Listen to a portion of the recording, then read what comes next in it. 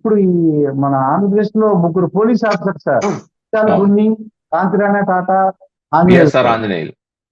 అవును సార్. ఇప్పుడు చట్టపరంగా వీళ్ళ మీద ఇప్పుడు సస్పెండ్ అయ్యారు. చట్టం ఏం చెప్తుంది వీళ్ళ గురించి? వీళ్ళు ఒకవేళ నేరం ప్రూవ్ అయితే వీళ్ళకి పడే శిక్షలు ఏంటి సార్?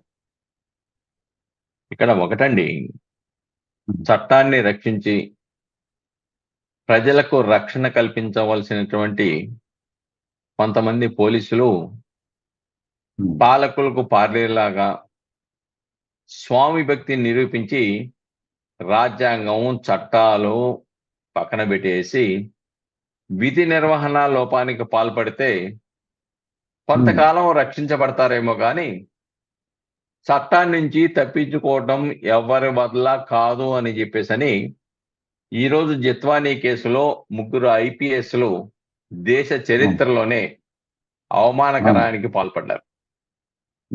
ఇక్కడ చాలా స్పష్టం.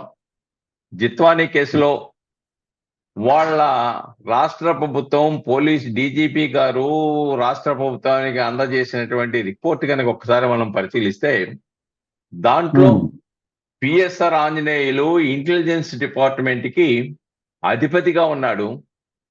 ఆయన గత 5 సంవత్సరాలు జగన్మోహన్ రెడ్డి గారి పాలనలో ఆయన చేసినటువంటి వక్ర మార్గాలు, ఆయన పెట్టినటువంటి అక్రమ కేసులు, ప్రతిపక్షాలని లేకుంటే ప్రజా సంఘాలని ఎలాగా అణిచివేయాలో చాకచక్యంగా సలహాలు ఇచ్చేసి తప్పుడు సలహాలు, చట్ట వ్యతిరేక చర్యలకు పాల్పడటానికి కారణమయ్యాడు.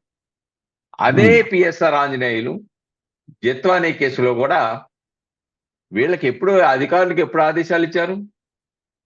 ఫిర్యాదేమో 2/2/2024 ఇచ్చాడు. కుక్కల విద్యాసాగర్ అనేటువంటి వైఎస్ఆర్సీపీకి సంబంధించిన 2019లో ఎమ్మెల్యేగా పోటీ చేసి ఓడిపోయిన వ్యక్తి. పిఎస్ఆర్ ఆంజనేయులు మీరు వెళ్ళి ఇక్కడ అరెస్ట్ చేసుకొని తీసుకురండి నేను ఎప్పుడు ఇచ్చాడు ఆదేశాలు? 31/1/2024 అంటే 3 రోజుల ముందుగానే ఒక కుట్రపూరితంగా ఒక ప్లాన్ ప్రకారం జరిగిన సంఘటనగా ఇది మనం చూడాలి. ఎందుకంటే ఎక్కడైనా కానీ కేసు నమోదు చేసిన తర్వాత ముద్దాయిలను అరెస్ట్ చేస్తారు తప్ప ముద్దాయిలను అరెస్ట్ చేసి తర్వాత కేసు నమోదు చేయడం సాధ్యం కాదు. అది చట్ట విరుద్ధమైంది. కానీ దీంట్లో అది జరిగింది. కానీ ఇది వీళ్ళు చెప్పిన ఆరోపణ ఎప్పుడు జరిగింది జిత్వానీ మీద? 2018 30 నవంబర్లో జరిగిందని చెప్తున్నారు వాళ్ళు. ఒక డాక్యుమెంట్ వీళ్ళే క్రియేట్ చేసి అప్పుడు జరిగిందని చెప్తున్నారు. ఏ అడ్రస్ ఇచ్చారు? ఇప్పుడు ముంబైలో ఉన్నట్టు అడ్రస్ ఇచ్చారు.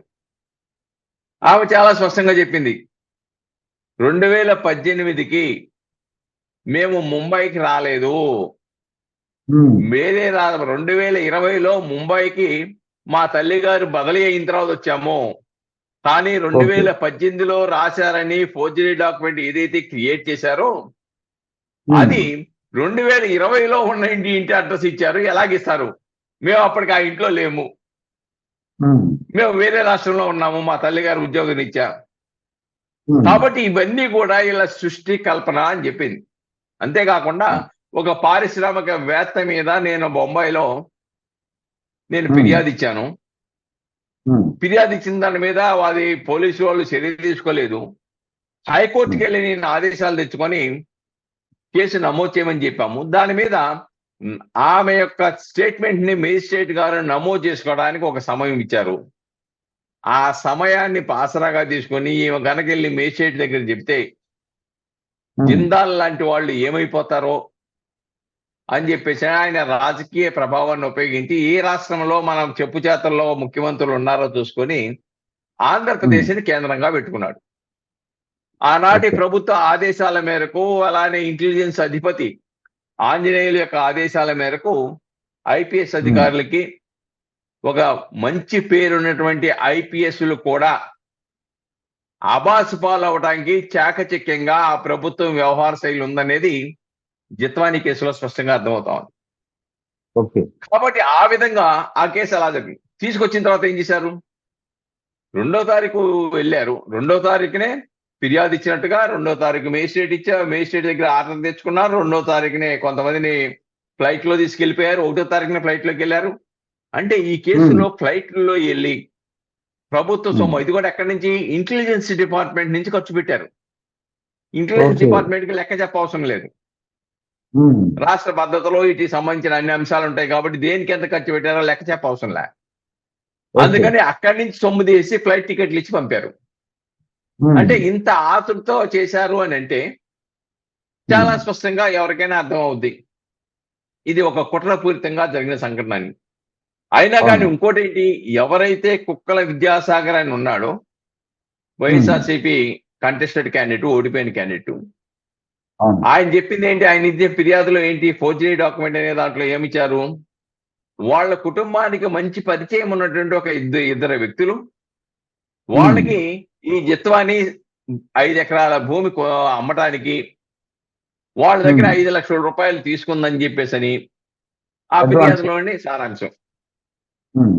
కానీ వాళ్ళు ఏం చేశారు, ఇబ్రహీంపట్నం పోలీస్ స్టేషన్కి వెళ్ళి, అయా కుక్కల విద్యాసాగరరావు మమ్మల్ని మోసం చేశాడు, ఈ జిత్వాని అనే ఆమె 5 ఎకరాలు నాకు అమ్మటం లేదు, ఆమె ఎవరో నాకు తెలీదు, మేము 5 లక్షలు, మాకు 5 లక్షలు ఇచ్చింది అది లేదు, మా దగ్గర 5 లక్షలు తీసుకుంది లేదు, ఆమెకి మాకు ఎటువంటి సంబంధం లేదని చెప్పేసి ఆ ఇద్దరు వ్యక్తులు వెళ్ళిపోయి క్లియర్ గా పోలీస్ స్టేషన్ లో ఫిర్యాదు ఇచ్చారు.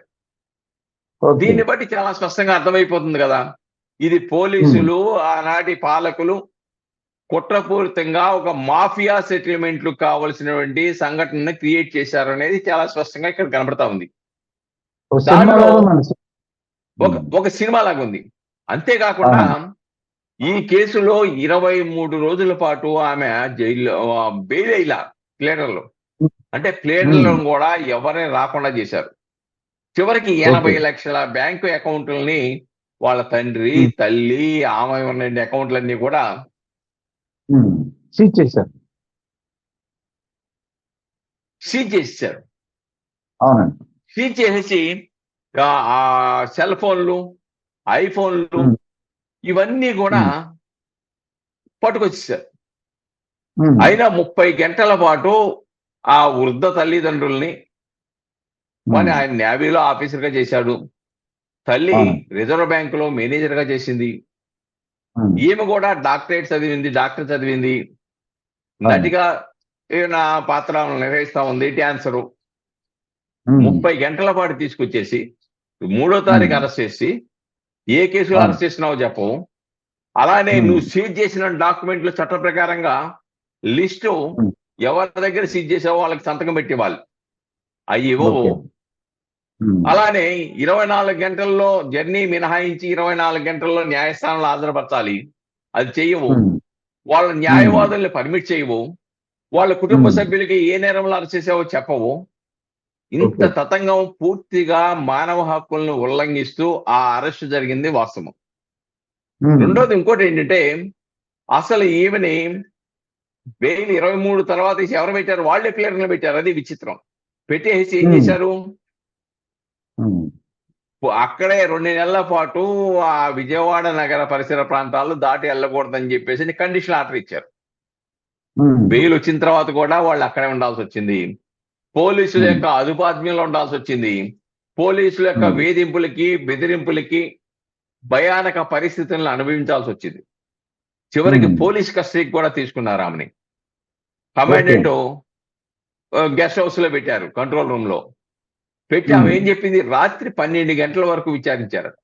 అలా విచారించవలసిన అవసరం ఏంటి, పగల విచారించుకోవచ్చు కదా నువ్వు అడగాలనుకుంటే పోలీస్ కస్టడీలో ఉన్నప్పుడు. అంటే మానసికంగా వాళ్ళని ఎలా హింసించాలో, చివరికి చనిపోవాలనే పరిస్థితిని కూడా సృష్టించిన పరిస్థితి, ప్రాణాపాయ పరిస్థితి సృష్టించారు.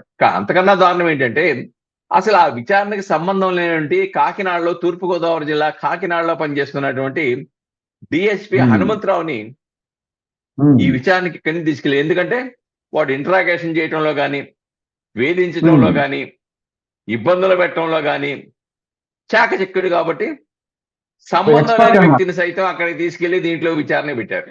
ఆయన్ని సస్పెండ్ చేశారు అనుకోండి, విచారణాధికారిని సస్పెండ్ చేశారు, ఈయన్ని కూడా హనుమంతరావుని కూడా సస్పెండ్ చేశారు రాష్ట్ర ప్రభుత్వం దీనికి ముందే.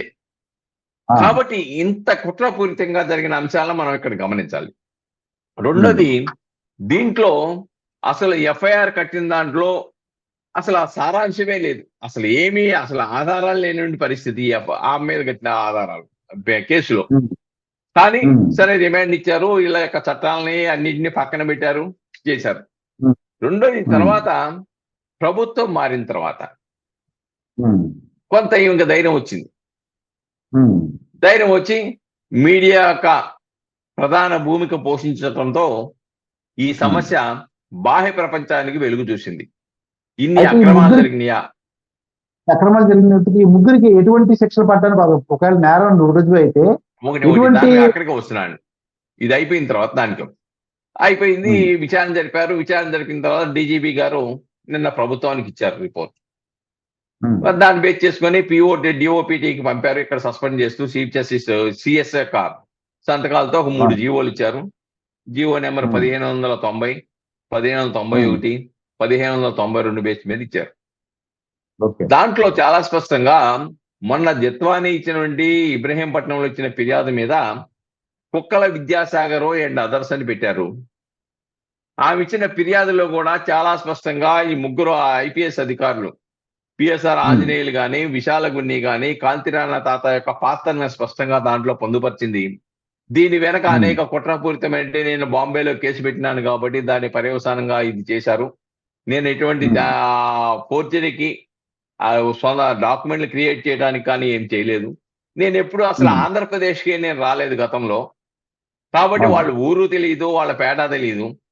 దాంట్లో ఒక పదం రాశాడండి, కుక్కల విద్యాసాగర్ ఫిర్యాదు అప్పుడు ఆమె మీద కట్టిన కేసులో విద్యాసాగర్ ఏం రాశాడంటే, మా ఇంటికి వచ్చి నా గేట్ దగ్గర నుంచోని జిత్వాని, నువ్వు ఇంత డబ్బు ఇస్తావా ఇవ్వవా, లేకపోతే మీ ఇంటి దగ్గర మీ గేట్ దగ్గర నుంచోని నిన్ను బదనామం చేయమంటావా అని చెప్పి అందట. అప్పుడు ఎవరు అధికారంలో ఉన్నారు? వైఎస్ఆర్సీపీ అధికారంలో ఉంది. అధికార బలం, అంగబలం, ధనబలం ఉన్నటువంటి కుక్కల విద్యాసాగర్ ని వాళ్ళ ఊరికి ఒక మహిళ వెళ్ళిపోయి, ఒక యువత వెళ్ళిపోయి గేట్ దగ్గర నుంచి ఆమెను బతకనిస్తారా? ఇది సాధ్యమేనా? అంటే ఎంత క్రియేటివ్ గా ఈ యొక్క కంప్లైంట్ ని అందరు కలిసి తయారు చేశారనేది, అలాంటి అనేక సంఘటనలు దాంట్లో ఉన్నాయి. అయితే ఇప్పుడు జిత్వానే ఇచ్చిన ఫిర్యాదు మీద దాదాపుగా 12 సెక్షన్లు కట్టారు. Section 192, 211, 218, 220, 354D, 367, 420, 469, 471, red with 120B, 66A IT act. దీంట్లో కామన్ గా డెఫినెట్ గా ఈ ఐపీఎస్ అధికారులు కూడా మినహాయింపే కాదు, వీళ్ళు కూడా ముద్దాయిలుగా దాంట్లో ఇంక్లూడ్ అవ్వాల్సిందే, యాడ్ చేయాల్సిందే. ఇంకో మార్గం అయితే విచారణ అధికారికి లేదు. దీంట్లో ఈ అధికారులకి దాదాపుగా దీంట్లో ప్రధానమైన సెక్షన్ ఏదైతే ఫోర్జరీ ఉందో, లేదంటే జీవిత ఖైదు పడటానికి కావలసినటువంటి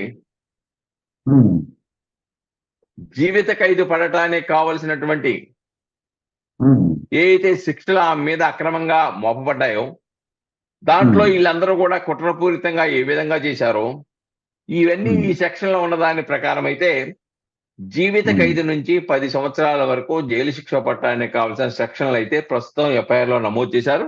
ఇంకా కొన్ని సెక్షన్లు కూడా పెంచవలసిన అవసరం దీంట్లో ఉన్నది. సరే, తర్వాత ఇన్వెస్టిగేషన్ లో ఛార్జ్ షీట్ వేసేటప్పుడు రిమాండ్ అప్పుడు ఆ సెక్షన్స్ పెడతారు. ఇక్కడ ఒకటి అయితే చాలా స్పష్టం, ఐపీఎస్ ఐఏఎస్ అధికారులు గతంలో వాళ్ళంటే ప్రజల్లో చాలా గౌరవం ఉండేది. కానీ గత 5 సంవత్సరాల కాలంలో న్యాయస్థానాలతో ఐఏఎస్లు శిక్షలు వేయించుకున్నారు. ఐపీఎస్లు డీజీపీ లాంటి వాడు కూడా న్యాయస్థానానికి వచ్చి సిఆర్పిసి 151 అంటే ఏంటో చదివించారు న్యాయస్థానం న్యాయమూర్తులు. చివరికి భారతదేశ చరిత్రలో ఇప్పటి వరకు ఈ రాష్ట్రంలో అసలు జరగలేదు అనుకోండి, భారతదేశంలో చరిత్రలో 3 ఐపీఎస్ అధికారులు, దాంట్లో డీజీ స్థాయి అధికారులు, రేపు కాబోయే డీజీపీ స్థాయి అవకాశం ఉన్నటువంటి వ్యక్తులు, సీనియర్ ఐపీఎస్లు ఈ రోజున సస్పెండ్ అయ్యారంటే ఇంతకన్నా అవమానకర పరిస్థితి వాళ్ళకి ఇంకోటి లేదు. ఇది ఏ సంకేతాలు చూపిస్తుందంటే, మిగిలిన ఎవరైతే ఇలాంటి ఆలోచనలు ఉన్నటువంటి ఐపీఎస్లు కానీ ఐఏఎస్లు ఉన్నారో వాళ్ళకి ఒక సంకేతాన్ని అయితే ఇచ్చింది ఈ కేసు. అయ్యా, మీకు రాజకీయ నాయకులకు స్వామి భక్తి చేసుకుంటే తప్పులేదు, కానీ చట్టాలని, రాజ్యాంగాల్ని, విధి నిర్వహణగా లోపాలకు పాల్పడితే ఆ కొద్ది రోజులు తప్పించుకోగలరేమో తప్ప ఎల్లకాలం మీరు తప్పించుకోలేరు. ఎప్పుడో సుబ్బారావు గారు ఒకసారి చట్టం అవును. తన పని తాను చేసుకుంటూ పోద్దని చెప్పేసి నిరూపించడానికి ఇది ఒక చక్కటి నిదర్శనంగా వాళ్ళు కూడా చూసుకోవాల్సిన అవసరం ఉందండి.